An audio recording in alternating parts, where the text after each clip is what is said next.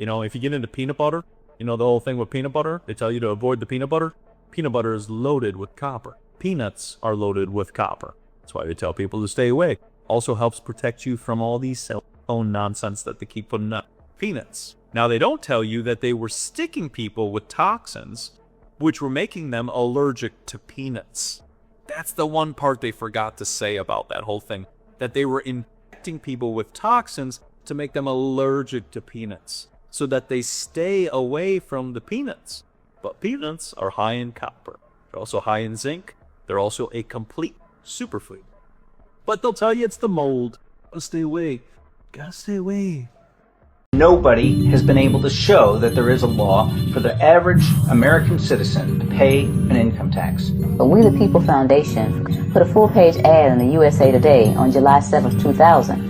And within the body of that ad was a $50,000 challenge for anyone that could show the law. So I went after that and did the research based on the fact that I thought, let's put this baby to bed. I'm hearing all these rumors. I'll answer these people's questions they're asking me, and then I'll win this $50,000. I have not found that law. I've asked Congress, we've asked a lot of people in the IRS commissioners, helpers. They can't answer, because if they answer, the American people are going to know that this whole thing is a fraud.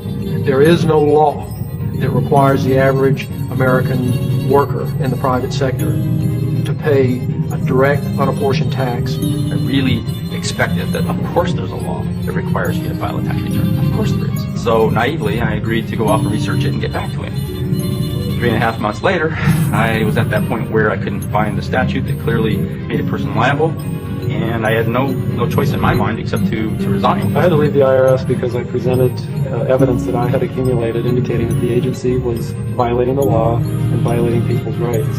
I asked the agency for a response to my sincere concerns. The answer I got was that they would not respond to my concerns and that they would provide me with the paperwork necessary to tender my resignation. You can look through the statutes and look for the law that requires you to pay. And when you do that, you can't identify a law that requires the average person in America who earns a wage to pay an income tax. At the national level, when people would attempt to contact somebody of much higher authority, they would get answers that were in effect non-answers. You have to understand that an agency which will unlawfully impose a tax that doesn't exist is not going to care. If we, the people, don't know what our rights are, they're not going to tell us. If Americans just learned that the IRS was actually knowingly deceiving them, that would be enough for them to rise up and put a stop to it. People have been told, that you need this income tax system to fund government, which is absolutely ridiculous. I mean, my question is, well, if that's true, how did we fund government from 1776 to 1913? The main purpose of the income tax is not to raise revenue, but to redistribute wealth and to control society. A lot of people might say, well, gee, if there wasn't an income tax, what would happen to education? They don't understand that education is paid for the most part, out of state and local taxes, your property tax. People might say, well, how are we going to build and maintain our highways if there's no money coming in to the government? We need our highways. There's a tax on every gallon of gasoline that people buy. Proceeds from income tax do not pay for highway construction. I believe that in both spirit and substance, our tax system has come to be un-American. Death and taxes may be inevitable, but unjust taxes are not.